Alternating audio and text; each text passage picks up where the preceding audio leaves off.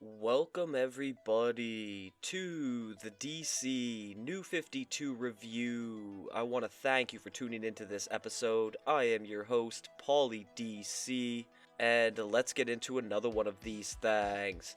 Today will be part 1 of my Wrath of the First Lantern crossover review, known as Mind Games. The event was brought to life by a long list of talented writers and artists, all taking place between 2013. The conclusion of the Rise of the Third Army event led straight up point blank into this crossover, and it was actually the big finale to Geoff Johns' run on the Green Lantern title going way back to 2004. Now, of course, the previous crisis involving Green Lantern New Guardians, Green Lantern Corps, Red Lanterns, and Green Lantern is required to be seen in order to understand what will happen next, and everything in these two crossovers can be found in those titles, Volume 2 and 3 books, with this event encompassing issues 17 to 20. As for where things left off in Green Lantern Corps Annual Number 1, it was a total cliffhanger as our protagonists fought the recently turned evil Guardians of the Universe and their newly created Third Army. Their intention was to eliminate universal free will, and a part of that plan involved the mysterious First Lantern, aka Volthoom, who escaped his bindings and is very ready to cause serious havoc. Green Lantern number 17 opens things up 10 billion years ago on what's now Green Lantern headquarters, the planet Oa, and here we see regular-sized Guardians of the Universe trying to stop one of their brothers named Krona from doing something very forbidden. This Guardian also has quite the history, with himself having a part in the Manhunter robots going rogue, resulting in galactic slaughter. Then he went full renegade in the War of the Green Lanterns storyline. Anyway, Krona is about to do the unthinkable and witness the hand of creation bring forth our known universe, which gave me a throwback to being younger, seeing the Justice League Unlimited cartoon featured this same scene in one episode. But what comes out here is the hand showing it's wearing an emotional electromagnetic spectrum ring, it seems. Then a beyond creepy human emerges brandishing... kinda looks like Cuba's flag to me, and he calls himself Volthoom, claiming he has traveled across space and time. Also, he is definitely not peaceful. I mean, just look at that face. Moving to current time with brand new Green Lantern Simon Baz. He's currently in the Chamber of Shadows, which has been acting as a prison for the secret family of the GOTUs, the Templar Guardians, and these characters and place were all introduced during the Rise of the Third Army, but the reason Simon is here is because alongside Cuddly GL Badge, they opened up the dangerous Book of the Black due to searching for Hal Jordan over the last couple editions. However, due to the book basically belonging to Black Lantern leader William Hand, or Blackhand, it brought the two directly to him, since the Guardians locked him up in this location in Green Lantern Annual Number 1, and he's quite ready to leave by now, going after Simon and telling him Hal Jordan is dead, yet he's a bit surprised to find out the Guardians want to destroy the Green Lantern Corps. Baz fights back next, though, while the Templar Guardians listen in and give warning that if the First Lantern is loose, the whole universe is in jeopardy.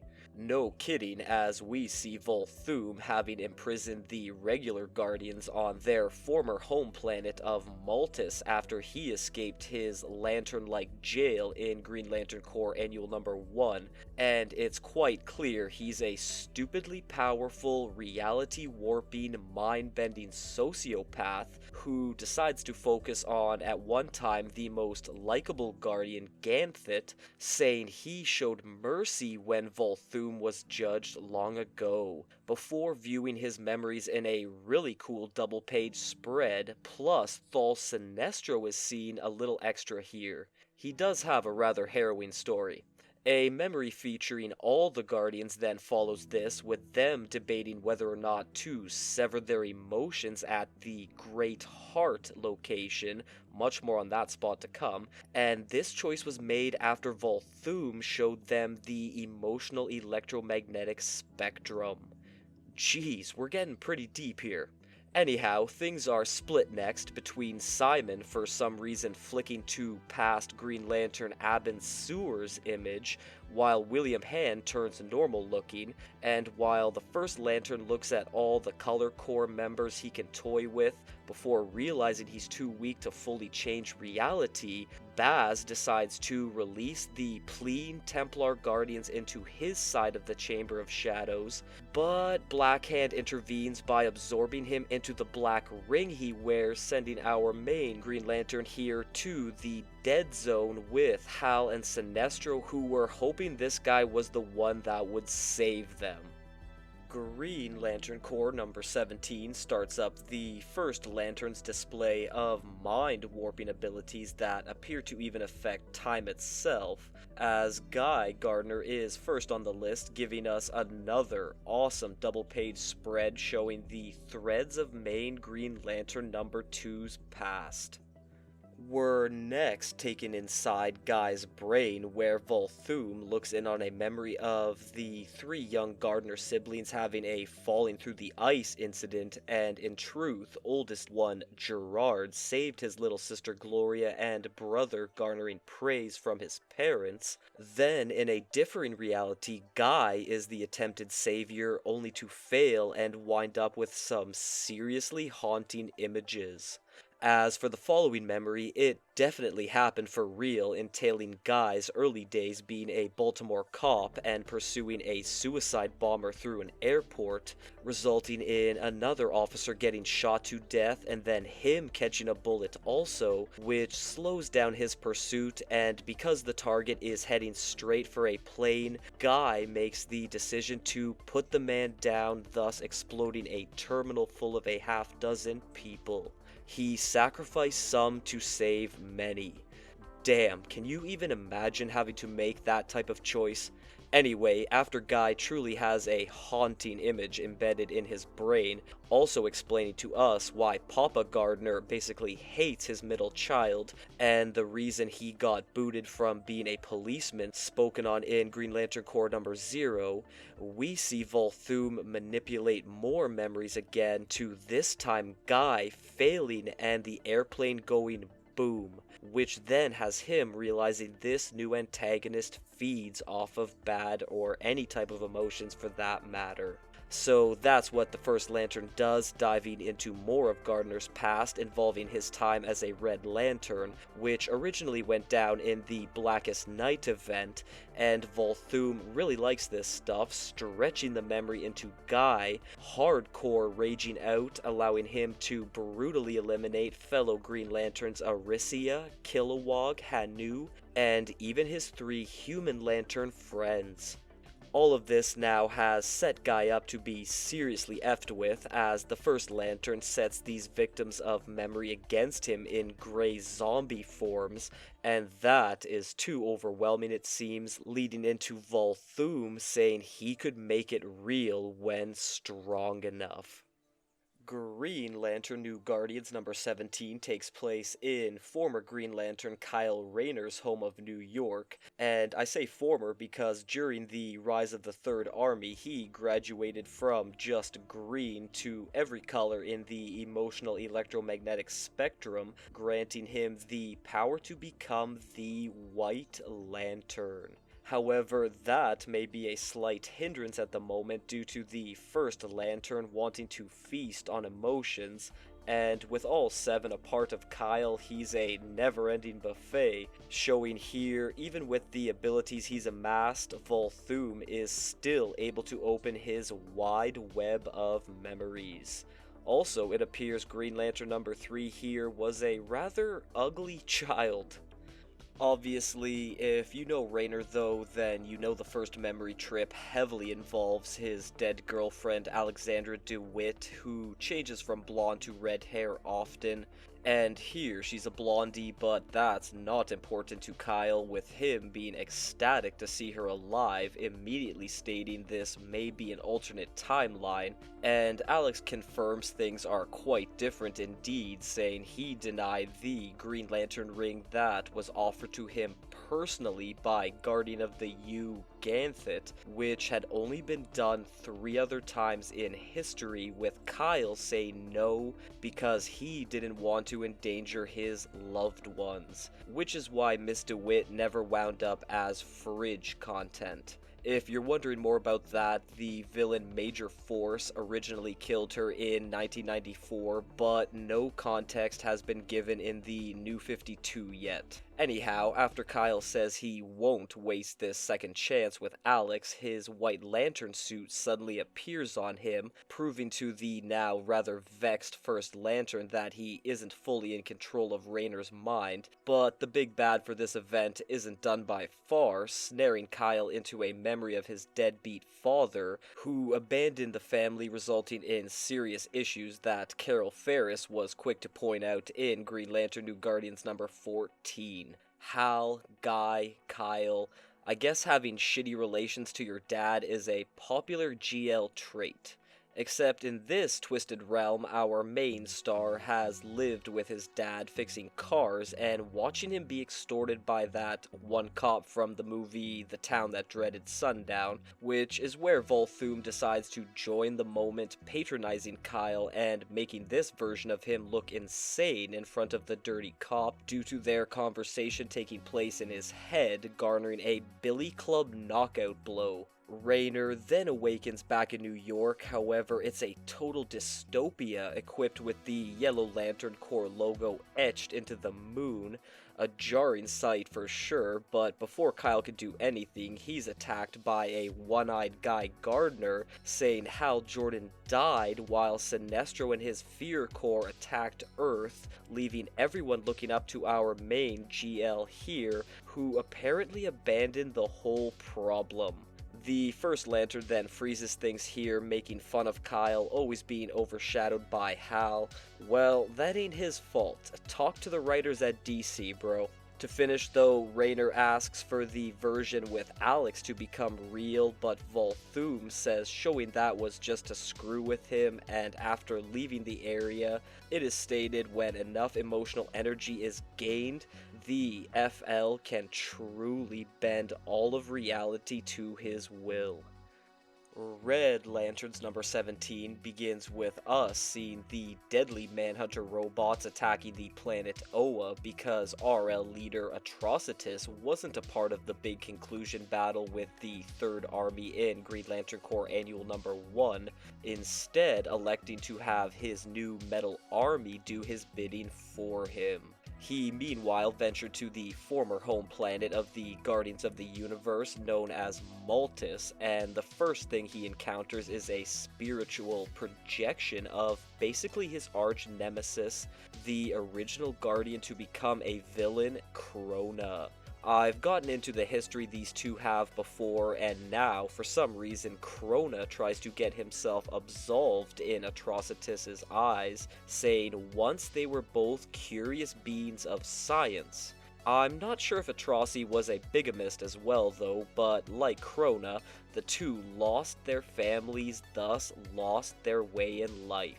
The Red Lantern leader doesn't want to listen anymore, however, and says he must find the Great Heart, which supposedly bestowed some form of power to the Guardians, with it getting found deep below in Maltus in some type of secret sanctum. While up above, right after all the Manhunter robots that are present clear the area, Krona's spirit apparition is dismayed to see the first lantern returned before being destroyed.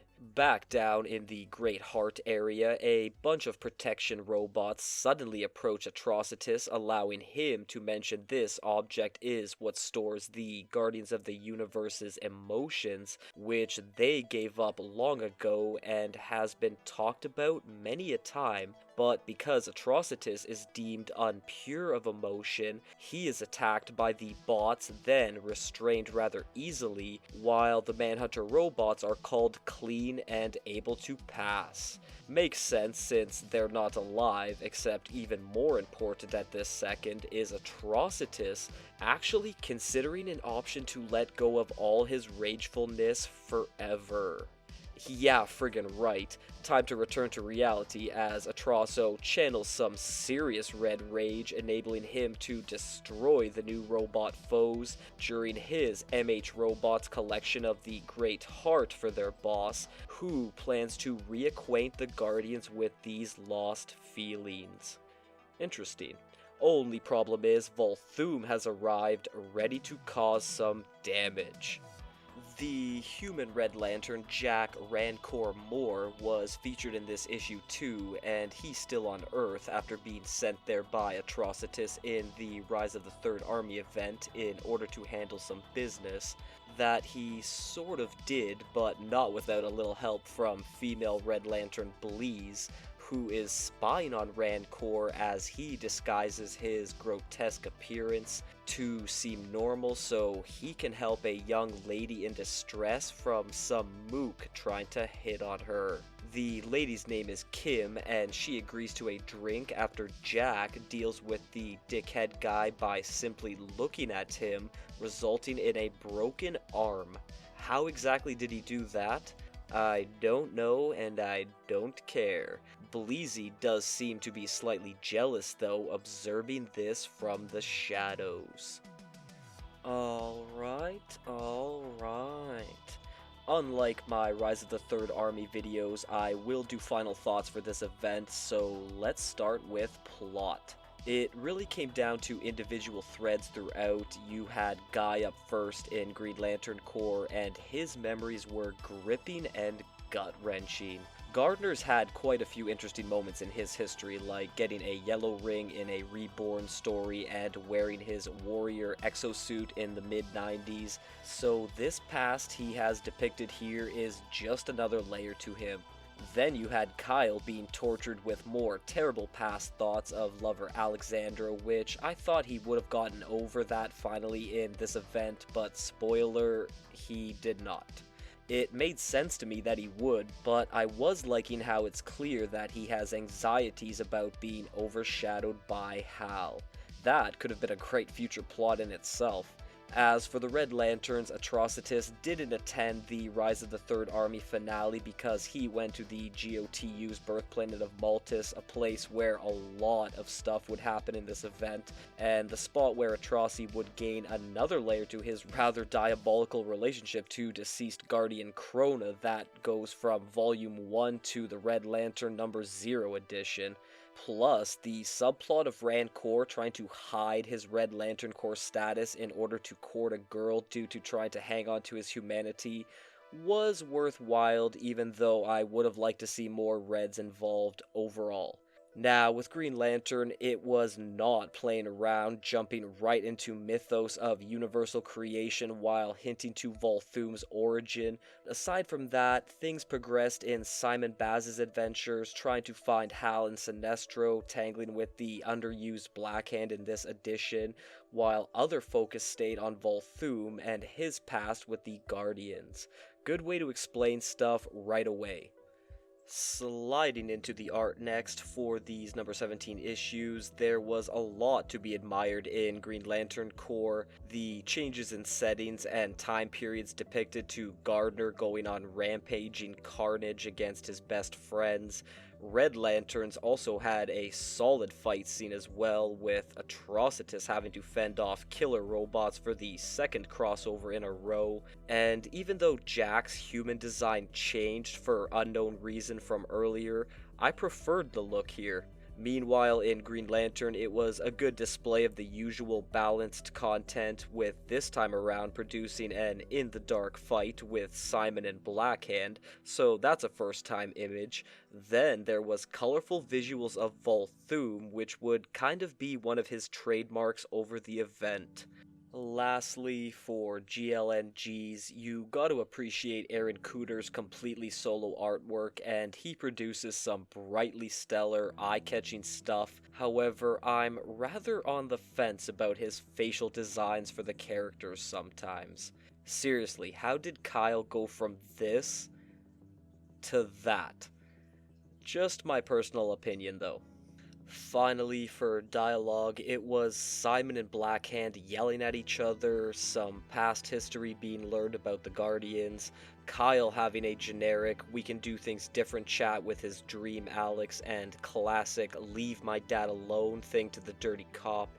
The messed up future with Gardner talk could have been cool to expand on, though. On the other hand, Atrocitus and Mr. Moore did all the minimal talking in Red Lanterns, with nothing out of the ordinary or special being presented in their speech.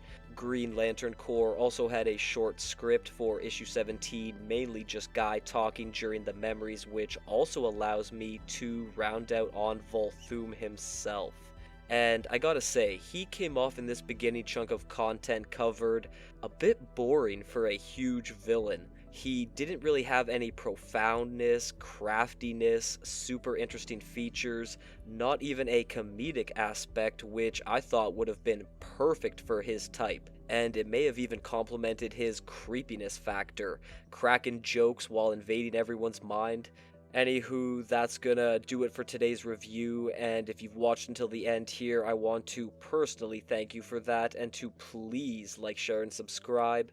Please follow me on all my social media platforms, and to please join me next time for Wrath of the First Lantern Part 2, Reality Gone Wrong.